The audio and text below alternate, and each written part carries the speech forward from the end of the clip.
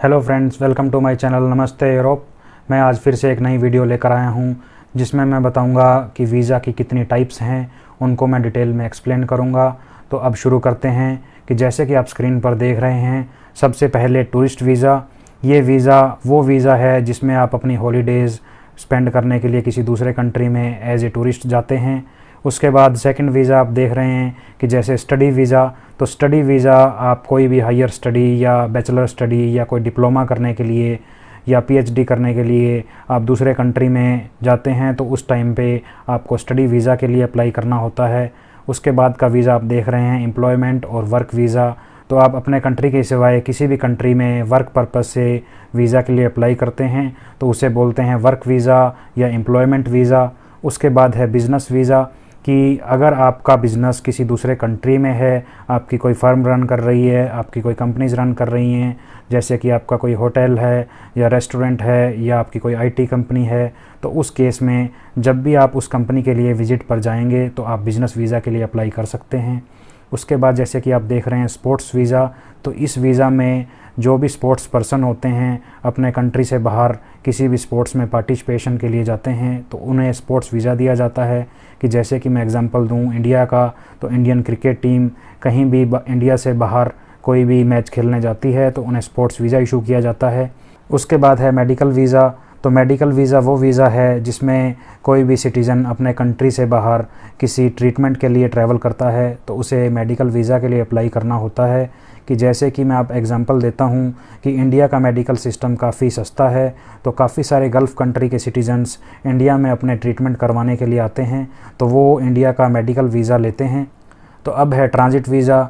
Transit visa वो visa है जो बहुत ही छोटे टाइम पीरियड के लिए मिलता है, कि जैसे कि 24 घंटे या 48 घंटे। तो इस वीज़ा में जब भी आप कहीं ट्रैवल करते हैं तो उस ड्यूरेशन में अगर आपके स्टॉप ओवर में एयरपोर्ट चेंज है या किसी एयरपोर्ट पर आपका स्टे 24 घंटे से ज़्यादा है, तो उस टाइम पर आपको ट्रांजिट वीज़ा के लिए अप्लाई करना होता है और इसे बोलते हैं ट्रांजिट वीज़ा।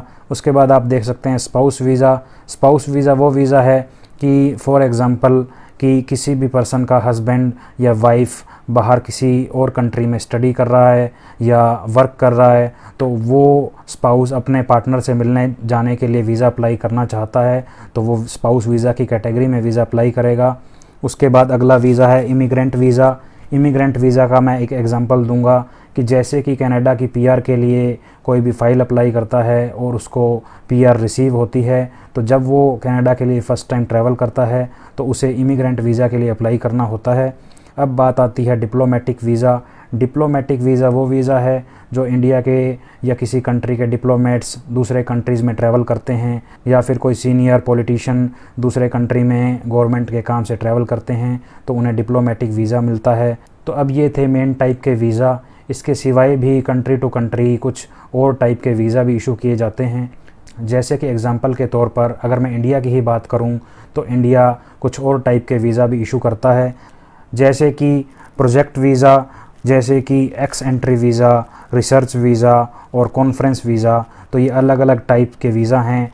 प्रोजेक्ट वीज़ा में अगर आपने स्टील या पावर सेक्टर में कोई इन्वेस्ट करना है तो आप प्रोजेक्ट वीज़ा लेकर आएंगे। और एक्स एंट्री वीज़ा अगर किसी भी फॉरेन सिटीज़न का स्पाउस, हस्बैंड या वाइफ इंडियन है और वो इंडिया में लॉन्ग टर्म के लिए रहना चाहता है, तो वो एक्स एंट्री वीज़ा अप्लाई करके इंडिया में आता है। अब बात आती है रिसर्च वीज़ा की। अगर आप किसी भी गवर्नमेंट ऑर्गेनाइजेशन के अंडर रिसर्च कर रहे हैं और आप दूसरे कंट्री में ट्रैवल करते हैं, तो उस टाइप पर रिसर्च वीज़ा के लिए एप्लीकेशन लगाई जाती है। अब बात आती है कॉन्फ्रेंस वीज़ा की। कोई भी फॉरेन सिटीज़न अगर इंडिया में कोई भी इंटरनेशनल कॉन्फ्रेंस अटेंड करने आता है तो उसे इंडिया का कॉन्फ्रेंस वीज़ा अप्लाई करना होता है। तो ये थे मेजर टाइप के वीज़ाज़। आई होप कि आज आपको वीज़ा के बारे में डिटेल में जानकारी हो गई होगी। अगर आपको वीडियो पसंद आई तो लाइक करें और ज़्यादा से ज़्यादा शेयर करें।